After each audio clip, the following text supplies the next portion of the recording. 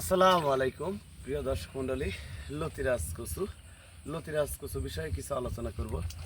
জেলা নাটোর, থানাবাড়ি গ্রাম, গ্রাম তালসু, কুণ্ডুপাড়া। এগুলো হচ্ছে অরিজিনাল বাড়ি এক লতিরাজ কচু। বাড়ি এক লতিরাজ কচুর লতি চেনার উপায় একটু কালচি কালচি ধরনের লতি। আর এই লতির গাছের ডাগরে দেখেন একটা তিল আছে, এটা হচ্ছে অরিজিনাল বাড়ি এক লতিরাজ কচু।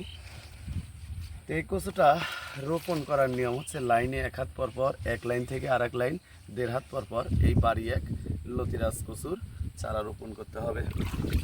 শতাংশে 130 পিস করে এই বাড়ি এক লতিরাজ কচুর চারা রোপণ করতে হয়। তো প্রিয় ভিউয়ার্স, আপনারা নিচু জমি এঁটেল মাটিতে আপনারা লতিরাজ কচু চাষাবাদ করবেন, দেখা যাবে যে আপনারা ভালো একটা বেনিফিট পাবেন।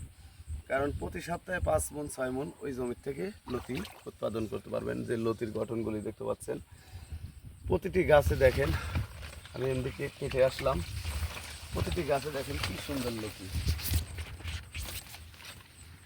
প্রত্যেকটি গাছেই সৌন্দর্য লতি।